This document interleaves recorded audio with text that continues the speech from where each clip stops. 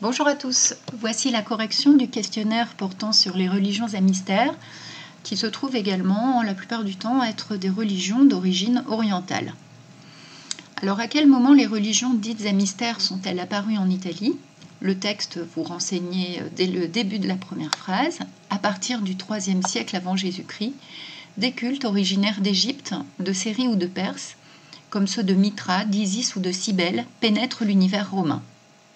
Importés par des marchands étrangers, des soldats de retour de campagne ou des esclaves, ils introduisent dans les croyances religieuses antiques des concepts d'immortalité de l'âme, de salut et de résurrection.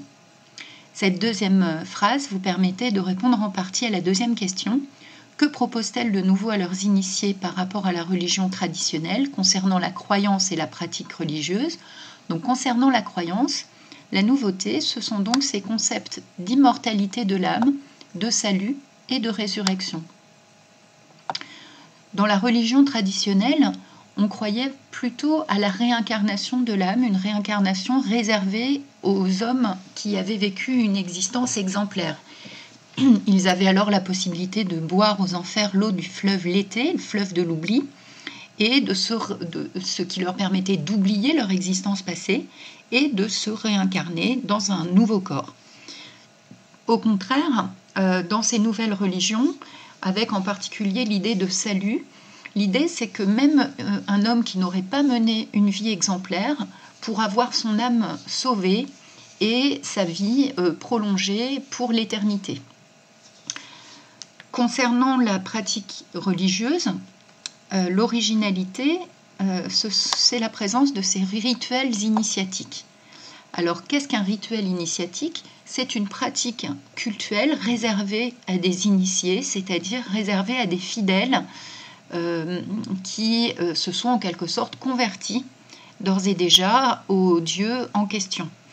Contrairement aux autres cultes qui avaient cours chez les Romains et qui permettaient à n'importe quel citoyen d'y participer dans des célébrations publiques, là au contraire, on va plutôt être dans ce que le texte appelle une piété plus personnelle, un culte à dimension plus privée que ce qui avait cours jusque-là chez les Romains.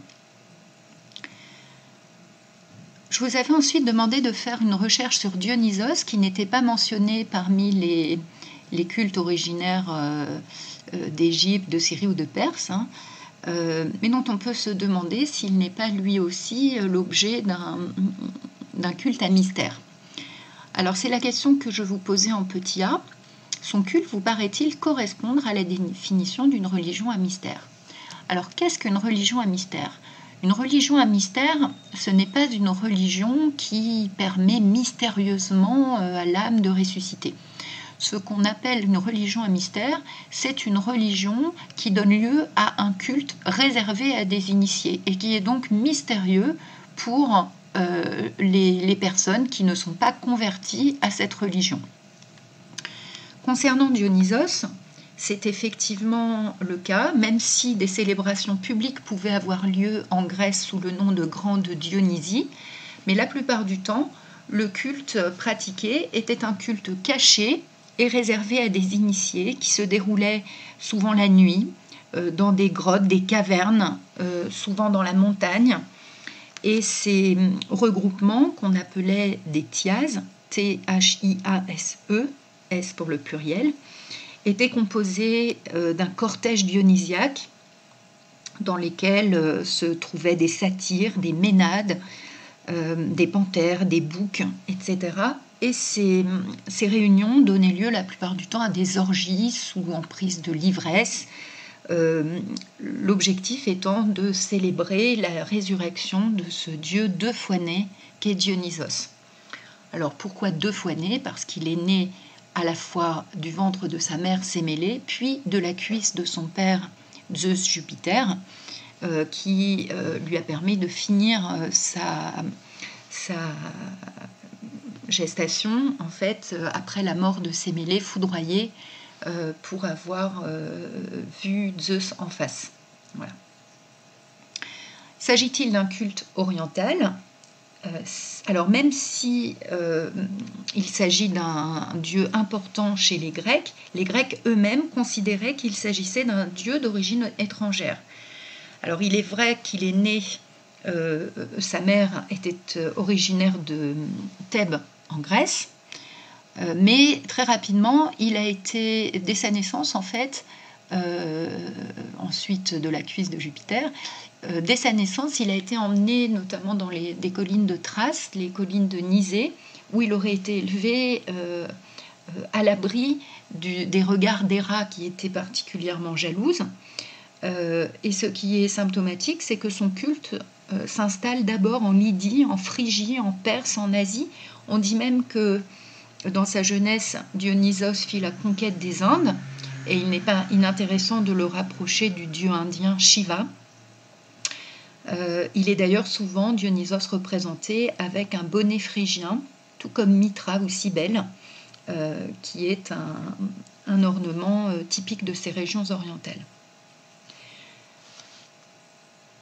Ensuite, je vous demandais en quoi ces religions orientales préparaient-elles le terreau du christianisme. Alors, concernant la croyance, effectivement, ces concepts d'immortalité de l'âme, de salut et de résurrection seront au cœur de la religion chrétienne, et notamment de la fête de Pâques. Et ce n'est pas un hasard si cette fête de Pâques est célébrée au printemps. Le culte de Dionysos avait également lieu au cours de cette transition hiver-printemps, dans lesquelles la nature est amenée à renaître. Donc c'est un culte qui était tout à fait associé au cycle des saisons. De la même manière que chez les chrétiens, il s'agit d'un culte initiatique. Et chez les chrétiens, on a également cette idée de conversion nécessaire par le baptême, notamment, qui permet d'entrer dans la famille des chrétiens et qui sera suivi d'un chemin initiatique, communion, confirmation, un petit peu comme dans ces religions orientales, on pouvait gravir des grades. J'en reparlerai tout à l'heure avec le culte de Mitra. Ce qui est intéressant aussi, c'est de voir notamment, par exemple, si on prend le culte de Cybèle, Cybèle est une divinité qui est associée au culte de la Vierge Marie. Pourquoi ? Parce qu'elle est considérée, Cybèle, comme la mère des dieux. Et donc ça, c'est également un terrain de croyance qui va permettre de développer l'attachement à la figure de la Vierge Marie. Voilà quelques idées pour rapprocher ces religions du christianisme. Alors, d'après les fresques retrouvées à Pompéi, quel culte à mystère y était pratiqué au 1er siècle après Jésus-Christ? On avait déjà repéré sur le plan de Pompéi un temple dédié à Isis.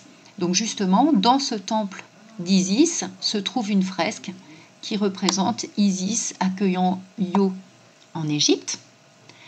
Et puis, vous avez probablement déjà entendu parler de la Villa des Mystères à Pompéi, qui porte ce nom en raison de cette fresque un petit peu mystérieuse, puisque une partie a été endommagée et on ne peut pas identifier le visage du personnage qui se trouve ici. En tout cas, on appelle cette villa la Villa des Mystères, car une des interprétations serait que cette fresque renvoie au culte initiatique de Dionysos, religion à mystère. Je vous demandais enfin de chercher une illustration évoquant le culte de Mitra ou celui de Cybèle. Voici quelques exemples. Donc vous trouvez à gauche une représentation de Cybèle avec son bonnet phrygien. De même qu'ici, Mitra porte le bonnet phrygien. On le retrouve sur différentes... Alors rien à voir encore à cette époque avec la symbolique de la Révolution française. Ce bonnet phrygien est simplement... fait partie de la mode orientale, tout simplement. Il sera repris au moment de la Révolution française parce que les Romains utilisaient cette sorte de couvre-chef qu'on appelle en latin pileus pour permettre de reconnaître les esclaves affranchis, donc qui avaient retrouvé leur liberté. Donc à cette époque, c'est juste un signe qui montre qu'il s'agit d'une divinité orientale. Concernant Cybèle, cette déesse mère des dieux, est souvent représentée avec des lions, parce qu'elle est également déesse de la nature sauvage. Elle symbolise notamment la fertilité. Concernant Mitra, la scène qui est représentée aussi bien sur la fresque que sur c'est un bas-relief presque haut relief en fait. Le haut relief, c'est quand on peut faire le tour. Donc ici, on a la scène du sacrifice du taureau qui est très important dans le culte de Mitra.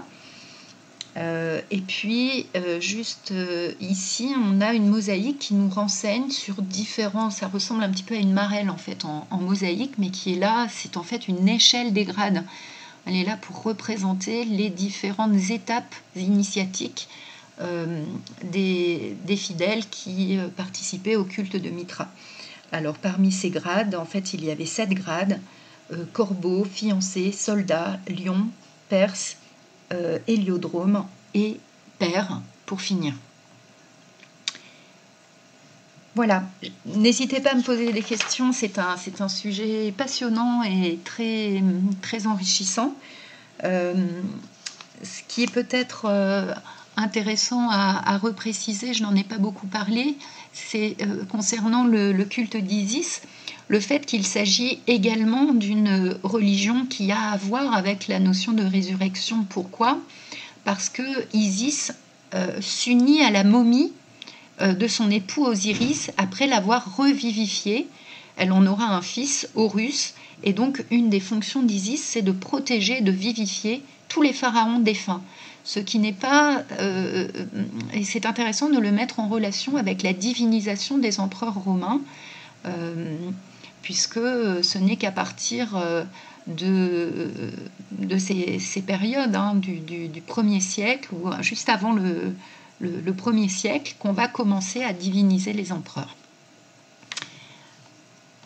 Voilà, j'espère que cette correction vous a donné tous les éléments nécessaires, et en tout cas, n'hésitez pas à faire des recherches par vous-même pour approfondir encore ce sujet. Merci, à bientôt.